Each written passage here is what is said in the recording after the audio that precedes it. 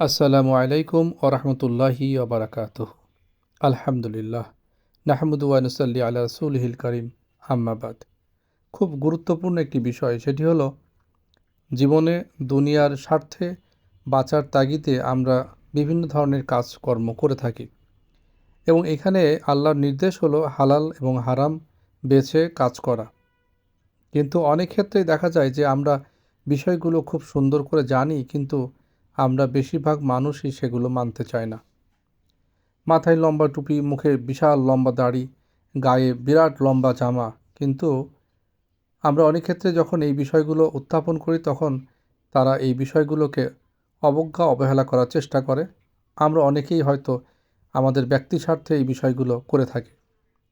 তার মধ্যে একটি বিষয় হলো যে উপায় অর্জনের জন্যে, আর্নিংয়ের জন্যে বিদেশ গমন করা। সেক্ষেত্রে একটি গুরুত্বপূর্ণ বিষয় হলো ইউরোপ আমেরিকার ইহুদি খ্রিস্টানদের দেশে যাওয়ার প্রবণতা।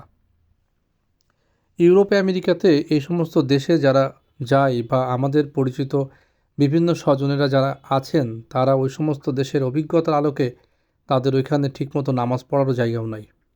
তারা যে পরিবেশে জীবনযাপন করে সেই পরিবেশটা হচ্ছে কাফেরদের পরিবেশ, কিন্তু তারা মনে মনে এই পরিবেশটাকেই মেনে নিয়েছে এবং তারা গর্বের বিষয় বলে মনে করে। কিন্তু সত্যিকার অর্থে এই বিদেশ বিভুঁইয়ে যারা থাকে বা বিশেষ করে ইহুদি খ্রিস্টান রাষ্ট্রে থাকা যায় দুইটি কারণে। একটা হচ্ছে জ্ঞান অর্জন, আর একটা হচ্ছে তাবলীগ করার জন্যে। কিন্তু যারা ওইখানে ইনকাম অর্জনের জন্য যায় তাদের কাছে এই বিষয় দুটি মুখ্য হয় না, মুখ্য হয় তাদের আর্নিং। অতএব একজন মুসলমান হিসাবে এই বিষয়গুলো আমাদের বিবেচনায় আনা খুবই জরুরি। সবাইকে আন্তরিক ধন্যবাদ। আসসালামু আলাইকুম ওয়া রাহমাতুল্লাহি ওয়া বারাকাতুহু।